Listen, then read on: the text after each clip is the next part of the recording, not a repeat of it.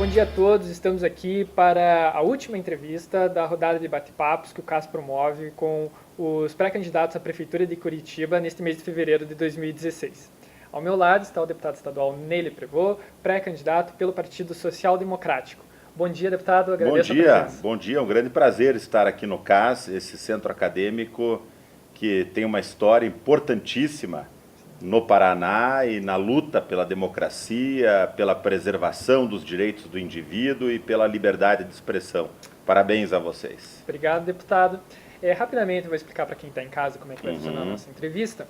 Hoje a gente vai ter 5 minutos de perguntas gerais sobre a biografia do deputado Le Prevot. Em seguida, 10 minutos com um bloco de perguntas a respeito do tema da educação. E, por fim, o terceiro bloco, perguntas indicadas pelos próprios estudantes, que desta vez será segurança. Deputado, podemos começar? Podemos. Vamos lá. Deputado, o senhor é do Partido Social Democrático, um partido ainda recente, partido jovem ainda na política, mas que foi muito criticado desde o início e até agora por uma suposta falta de identificação ideológica de algum projeto político claro para o país. Como que o senhor enxerga essas críticas? O presidente e fundador do partido, Gilberto Kassab, foi muito criticado, de fato, quando fundou o PSD, porque ele disse que o partido não era nem de esquerda nem de direita, e nem de centro, ele disse. Na verdade, o que ele quis afirmar com isso era que o partido não faria um patrulhamento ideológico dos seus filiados, ou seja, as pessoas que estão dentro do PSD podem e devem ter seus ideais ou a sua ideologia política. O partido não faz um patrulhamento de consciência. Por exemplo, na Assembleia Legislativa, quando houve aquele episódio de violência contra os professores, 2 membros do partido, eu e o deputado Chico Brasileiro, nos posicionamos a favor dos professores, descemos a rampa junto com eles, até acabamos pegando ali um rescaldo da violência contra nós. Por outro lado, um outro membro do partido se posicionou a favor da bancada do governo. Então foi isso que o fundador do partido quis dizer, que os parlamentares do PSD têm liberdade de consciência e, evidentemente, não estão presos a nenhum tipo de doutrina, seja ela mais próxima ao capitalismo ou mais próxima ao socialismo. O que para mim é ótimo, pois me dá a possibilidade de exercer o mandato atendendo melhor o interesse dos meus eleitores. Uma outra questão, até o senhor citou até o ex-prefeito Gilberto Kassab, ele é o grande nome, talvez, nacional do PSD até hoje, né, depois da fundação. E foi prefeito de São Paulo por mais de 6 anos, mas quando ele deixou a prefeitura da cidade, ele deixou com índices de popularidade bastante baixos, assim, a população de São Paulo parece que realmente não avaliava bem o governo dele. E ele foi o grande prefeito do PSD até agora. Como que o senhor acredita que o PSD, com o senhor, pode fazer uma prefeitura mais bem avaliada pelos munícipes? Primeiro é importante fazer justiça. Na verdade, ele foi um bom prefeito. O que aconteceu é que nos últimos anos da gestão dele, principalmente no último ano, como ele resolveu se dedicar mais à questão do partido e se tornou uma figura nacional, ele deixou muito de lado não a questão administrativa, mas aquela pequena política local, com os vereadores, com líderes de associação de bairro, e isso repercutiu negativamente para ele nas últimas pesquisas que foram feitas. Mas ele teve grandes momentos na sua administração em São Paulo. De qualquer forma, a questão aqui em Curitiba é completamente diferente, né? O PSD de Curitiba é um outro PSD. É um PSD que, ao contrário do PSD de São Paulo, vem com quadros novos, com pessoas diferentes, pessoas oriundas do meio acadêmico, pessoas do meio empresarial, segmentos que formam a nossa sociedade civil organizada. E essas pessoas que vão, numa eventual gestão do PSD, administrar a cidade de Curitiba junto conosco. O senhor também tem enfatizado bastante a participação popular e o fato de o senhor não estar vinculado nem ao governo estadual, nem ao governo federal como um diferencial da sua pré-candidatura. Veja, hoje de todos os pré-candidatos a prefeito de Curitiba, o único que não tem nenhum vínculo com o governo Dilma, com o governo Beto Richa e com a gestão Gustavo Fruit sou eu.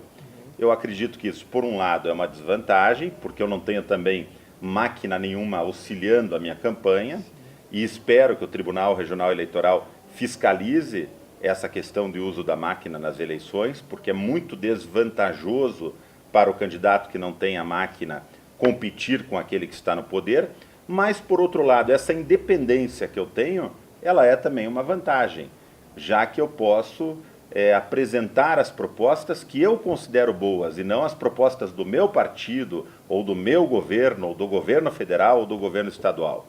Então é positivo estar desvinculado, é uma prova de que nós não estamos fazendo uma política fisiológica, de barganha, de negociação, e acredito que isso será mostrado com competência durante os programas eleitorais nos meses de agosto e setembro, para a população curitibana. Eu até ia citar realmente, porque o senhor afirmou que não está vinculado a nenhum governo, né?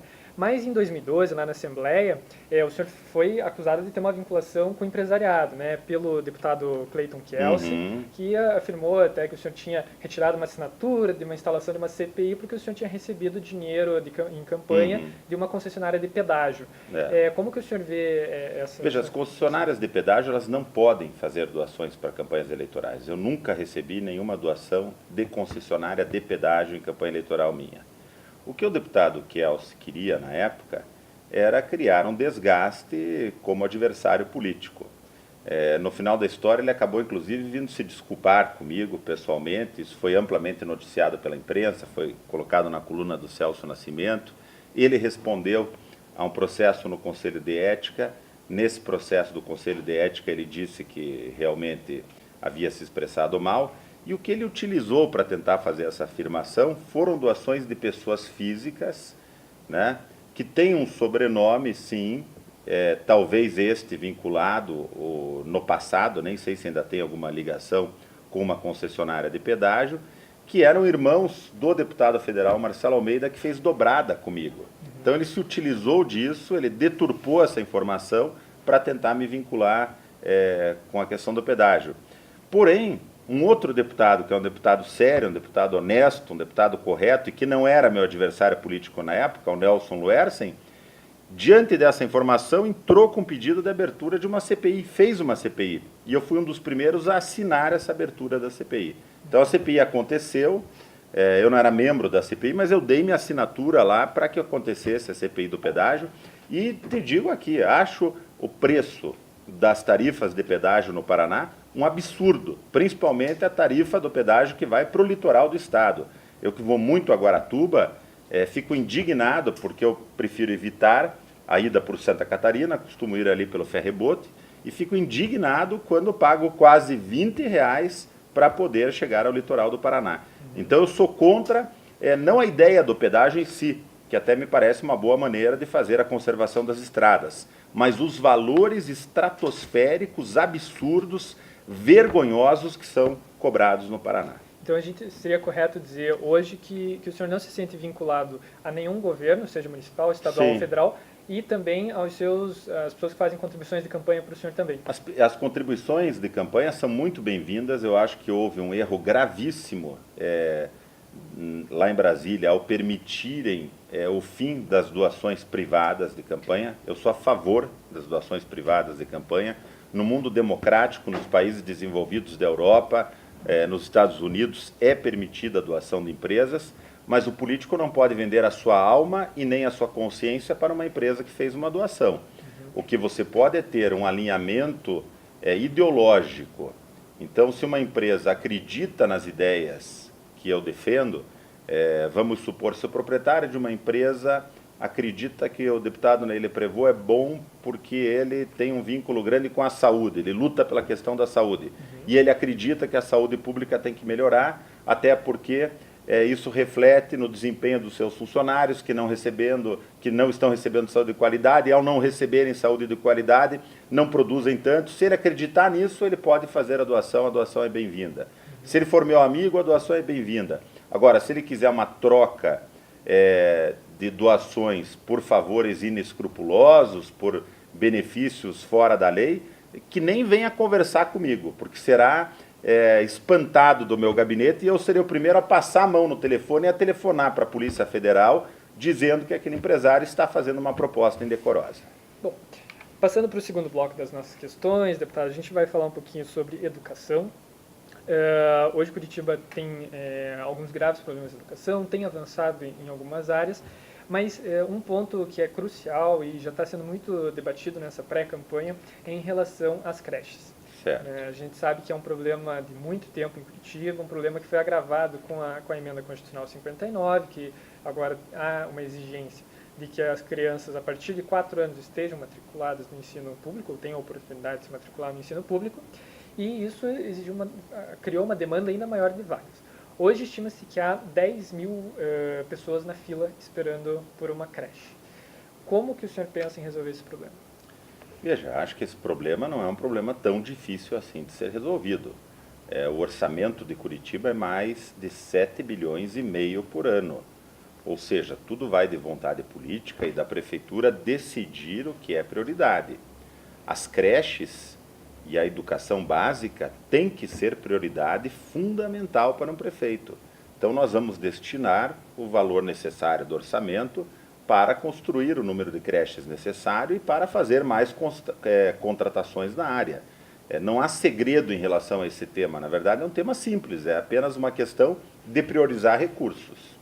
Mas o senhor acredita que seria necessário, então, retirar recursos de outras áreas que hoje estão sendo dados prioridade para as creches, ou é possível conseguir recursos do governo federal? Você tem que tirar recursos do excesso de cargos em comissão, recursos de mordomias, de viagens por conta da prefeitura, de aluguel de carros, e com esse recurso você pode perfeitamente investir em creches. Agora também tem um outro detalhe. Você tem que fazer projetos e você tem que pegar esses projetos e levar lá no governo federal, levar lá em Brasília e buscar também mais recursos, porque tem dinheiro do governo federal disponível para os municípios. Acontece que a grande maioria dos municípios brasileiros, não sei se foi esse o caso aqui da prefeitura, perde prazo para apresentação de projetos, apresenta projeto mal feito, projeto com demonstração financeira equivocada. Agora, se você fizer bons projetos, você deita e rola. O prefeito do Rio de Janeiro, por exemplo, Eduardo Paes, está aproveitando que vai ter Olimpíadas, está entupindo o governo federal de projetos e está conseguindo dinheiro. Fez lá o VLT, fez ciclovia Tim Maia, que é uma ciclovia espetacular, está fazendo o Museu da Imagem e do Som, inaugurou um outro museu perto da Praça Mauá, quer dizer, ele transformou a cidade num canteiro de obras, fez novas estações de metrô. Agora, você tem que saber buscar o dinheiro federal. Até a administração municipal hoje ela tem falado que a falta de recursos não se dá tanto para a construção das creches, mas sim para a manutenção delas, né? Inclusive o prefeito cita alguns números, né, e que para construir uma creche seria necessário aproximadamente 2 milhões de reais, mas para mantê-la seria um gasto de até 200 mil reais por mês. Além de construir, que o senhor já mencionou, assim, como manter as creches com profissionais e a estrutura física perfeita? Você provavelmente ainda não paga IPTU. Ainda não. Ainda não, mas um dia vai pagar. A prefeitura arrecada muito com o IPTU. Ela tem que priorizar o dinheiro que ela arrecada. O governo federal, o governo estadual e os governos municipais juntos arrecadam quase 40% de toda a riqueza produzida na nação. Não cabe mais esse tipo de desculpa, seja do governo federal, seja do governo estadual, seja da prefeitura, de que não tem dinheiro. A questão é gestão, é saber cortar onde tem que cortar e priorizar aquilo que é fundamental para o bem-estar da população. Então, essa desculpa de que a manutenção custa 200 mil... Em primeiro lugar, não consigo entender como é que para manter uma creche você vai gastar 200 mil reais. Não é possível. Alguma coisa está errada, alguma coisa não fecha nesse cálculo. Ou algum fornecedor está cobrando muito caro, ou tem algum salário que está muito alto. Nós teríamos que abrir essa caixa preta para entender o que está acontecendo. Mas 200 mil reais para manter uma creche? Eu, se quisesse montar uma creche privada para atender, te garanto que conseguiria com muito menos do que 200 mil reais. Então, há uma falha, e falha grave de gestão. Por outro lado, também eu acredito que nós devemos convidar as empresas para investir em creches. A prefeitura tem que fazer parcerias com as empresas para que elas ajudem a financiar essas questões sociais como creches, o trabalho da FAS, da rede de solidariedade. Alternativas existem. A questão é ter coragem, ter determinação e priorizar o que é importante para a população. A prefeitura tem que gastar no que é fundamental para a sociedade. Isso até o senhor tratou das parcerias com entidades privadas, era até ia perguntar sobre isso, né? O senhor até afirmou que há recursos para construir novas creches, mas isso é claro, a construção de uma creche não é de uma semana para outra. Assim, como uma medida emergencial, o senhor considera a possibilidade de, quem sabe, matricular crianças em escolas privadas, em creches privadas hoje? Teria que avaliar. Essa é uma pergunta bastante perigosa, porque conforme a resposta chega numa associação de professores uma opinião sobre isso, e isso pode ser deturpado e já vão dizer, olha, o candidato tal quer fazer a privatização do ensino público, entendeu? Não acho que seja necessário essa medida emergencial. Eu acho que a prefeitura mesmo ela tem condições para tomar a atitude necessária. O que está acontecendo é que a prefeitura está se perdendo na questão da burocracia. Na papelada, nas autorizações, eles se perdem nisso, eles demoram muito para resolver esse tipo de problema. Não sei qual secretário exatamente, qual staff da prefeitura que está se atrapalhando nisso, mas eu percebo que tudo é muito lento. Você vê a obra do terminal da Santa Cândida, era uma obra do PAC da Copa, eles não conseguiram terminar até agora. A obra da Praça Espanha, aparentemente está terminada, mas não está, porque há um problema dentro ali da biblioteca que era para ter sido resolvido e não foi. A prefeitura deu diversos aditivos para a conclusão daquela obra, mas a empresa diz que não foi pago o suficiente e não termina. Então há uma guerra permanente entre a prefeitura e seus fornecedores, uma falta de diálogo entre a prefeitura e as empresas que trabalham para ela, e há essa questão da burocracia excessiva na atual gestão. A atual gestão talvez seja uma das gestões mais burocráticas que já existiu na Prefeitura de Curitiba. E a burocracia excessiva, com toda certeza, atrapalha a agilidade dos serviços públicos. Bom, apesar dessa burocracia, né, que o senhor sustenta, a Prefeitura Municipal comemora, né, e exalta a formulação do plano de carreira dos professores do ensino municipal. Como que o senhor avalia esse plano de carreira? O senhor acredita que realmente foi uma conquista ou é necessário revisá-lo, reformulá-lo num eventual mandato seu? Esse plano de carreira tem que ser melhorado, porque ele não satisfaz o anseio dos professores. Se você hoje fizer uma pesquisa nos professores da rede pública municipal, você vai constatar que 8 de cada 10 professores não votam no atual prefeito para ser reeleito. Então é um plano de carreira muito mais decorativo do que de fato positivo para esses professores. Ele tem que ser reformulado, aprimorado e melhorado em benefício do educador. Uma outra questão assim, que surge muito frequentemente é em relação, não até a quantidade de vagas, como a gente já conversou, mas a qualidade do ensino que é dado, né? O índice mais aceito para avaliar isso é o IDEB, e até 2009, em Curitiba, houve um avanço bastante significativo nas notas do IDEB a cada 2 anos. A partir de 2009, o aumento foi quase insignificante. Que medidas que o senhor considera adequadas para fazer com que Curitiba volte a ter um crescimento acelerado da qualidade da educação? Olha, em primeiro lugar, nós temos que oferecer educação pública e gratuita de forma ampla e restrita para toda a população. Hoje tem muitas crianças fora da sala de aula. Aliás, algumas crianças até dormindo com seus pais embaixo de marquises na Rua 15. E a prefeitura acha que a solução para isso é construir alguns locais para que essas pessoas que estão em situação de carência possam guardar seus pertences, ou seja, incentiva as pessoas a permanecerem nas ruas, ao invés de criar alternativas para que elas possam sair das ruas. O que nós precisamos fazer na área de educação é trazer, de fato, as pessoas mais competentes, mais preparadas, fazer com que a Secretaria de Educação deixe de ser um local onde se coloca afiliados políticos do prefeito da família do prefeito e colocar pessoas que entendam do ramo, pessoas que sejam profissionais e que tenham experiência para fazer com que Curitiba volte a ser uma referência na área de educação.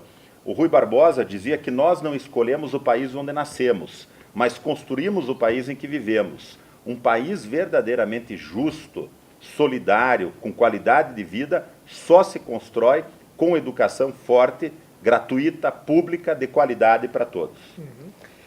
Deputado, uma questão que surgiu ano passado, quando da discussão do Plano Municipal da Educação, que a aprovação foi praticamente simultânea ao do Plano Estadual da Educação, o senhor também participou, foi a questão da ideologia de gênero nas escolas, né? No município acabaram sendo excluídas as expressões de gênero dos próximos 10 anos na educação de Curitiba. Como que o senhor avalia essa questão? O senhor é a favor de uma conscientização maior dos estudantes sobre esse tipo de questão, do preconceito e tudo mais? Ou o senhor acha que isso ainda é um papel da família fazer isso? Eu sou contra qualquer forma de preconceito, de discriminação, de violência. Acredito que nós temos que respeitar aqueles que são diferentes de nós. Mas isso nas escolas, o senhor é a favor que esse tema seja abordado pelos próprios professores ou o senhor acredita que isso não compete ao Estado fazer?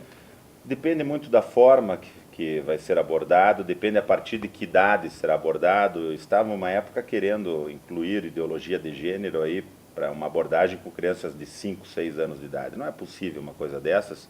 E as cartilhas também sobre ideologia de gênero que vinham do MEC me pareciam bastante equivocadas. Então, eu acho que esse tipo de assunto ele tem que ser tratado de uma forma extremamente inteligente, séria e sem tentar promover uma ideologização. Você pode discutir a chamada ideologia de gênero, mas você não pode tentar usar a escola para convencer uma pessoa de que aquilo é certo ou errado. Isso não me parece correto. E a palavra final, evidentemente, tem que ser dos pais. Eu acho que para tratar desse assunto com crianças, a escola deve pedir antes uma autorização dos pais. Sem autorização dos pais não pode, porque o pai é a autoridade máxima perante o filho. Bom, passando para o último bloco do nosso bate-papo, deputado, a gente vai falar um pouquinho sobre segurança. Sei que o senhor é um tema que o senhor tem bastante contato, o senhor já afirmou outras vezes que tem amigos na polícia e tal, o senhor conversa muito com quem está no dia a dia dessa área. E a gente sabe que hoje um grande problema em Curitiba são as drogas, né? Todo mundo fala muito do crack e tal, mas de modo geral há um problema grave sobre isso. O senhor até afirma que foi um dos formuladores da Secretaria Antidrogas, né? Que é verdade. Não existe mais. O senhor pretende recriá-la caso seja prefeito? Sendo prefeito, eu reativo imediatamente a Secretaria Antidrogas. A Secretaria Antidrogas foi uma ideia muito boa que eu levei na época para o então prefeito, que era o Beto Richa. Ele escolheu o secretário, que foi o Francischini, mas o Francischini queria ser candidato a deputado e acabou politizando um pouco demais a atuação da Secretaria Antidrogas. Não acho isso positivo. Eu acho que a Secretaria ela tem que ser técnica e trabalhar em 3 vertentes. A prevenção, o auxílio às forças de segurança na área de inteligência, porque ninguém melhor do que a Prefeitura para captar informações sobre o tráfico, e a questão do tratamento, que a Secretaria pode também fazer parcerias com a iniciativa privada, com ONGs, com igreja, seja a igreja católica, evangélica, sejam os kardecistas, para tratamento dessas pessoas. Essa Secretaria Antidrogas ela tem que ter uma unidade especial dentro dela, multidisciplinar, para a questão do crack, porque realmente hoje é o principal problema, acima das outras drogas. Aqui em Curitiba, a droga que está mais proliferada e causando mais problemas é o crack. Existem estudos que confirmam que uma pessoa, ao utilizar mais de 3 vezes o crack, já tende a se tornar dependente. Né? O crack, ao contrário das outras drogas, quando a pessoa tem abstinência, a falta dele, ela pode se tornar violenta, essa pessoa. Hoje nós temos pessoas que estão aí vagando pelas ruas de Curitiba sem receber um tratamento médico, um auxílio, um medicamento, que estão completamente dependentes de crack e que hoje representam um risco para si mesmas e um risco para a sociedade. Então, se eu for prefeito, um compromisso que eu assumo aqui é recriar a Secretaria Municipal Antidroga. Deputado, a gente sabe que isso também entra um pouco na competência do Estado e Sim. mesmo do governo federal. Mas, na sua visão, a Secretaria Antidrogas,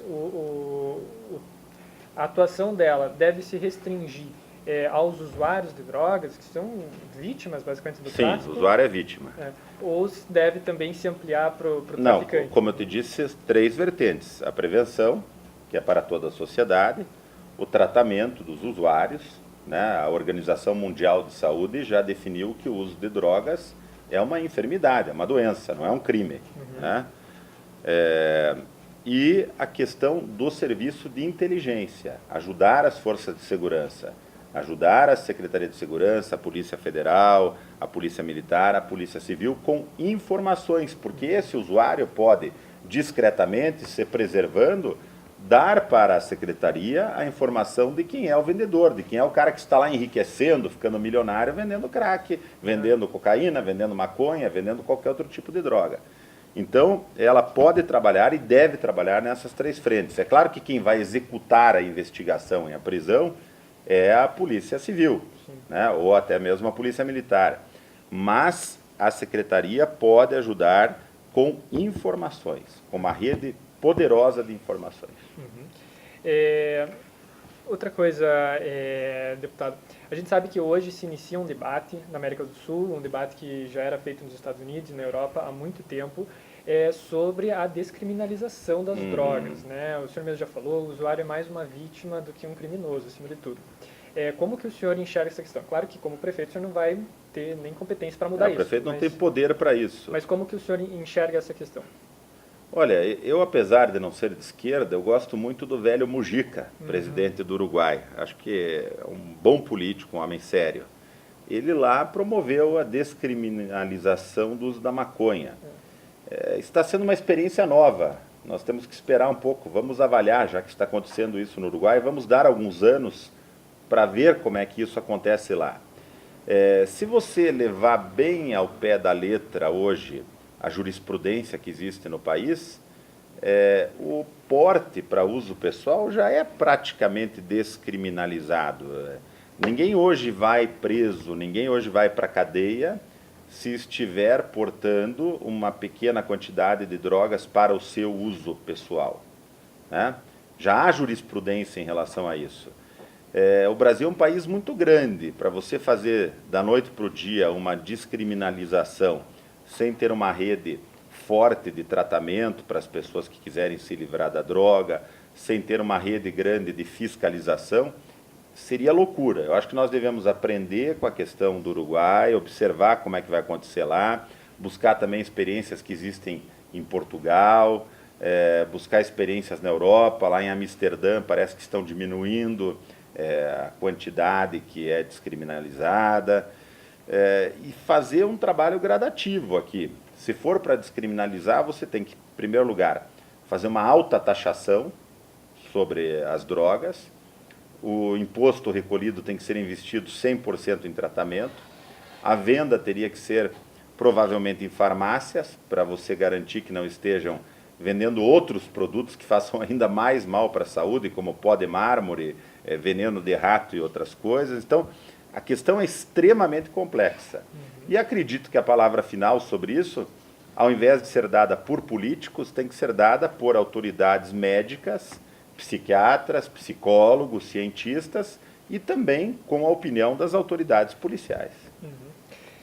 Deputado, a partir de uma questão um pouco mais tranquila, assim, eu acredito, na última semana até saiu uma reportagem na imprensa sobre o seu contato com o famoso japonês da Federal. Né? Foi um contato informal, um bate-papo, deturparam, já virou como se fosse uma coisa política. Né? Mas o senhor gostaria de ter o famoso japonês da Federal no seu governo, quem sabe contribuindo aí? Mas não sei, eu ainda não pensei em equipe de governo.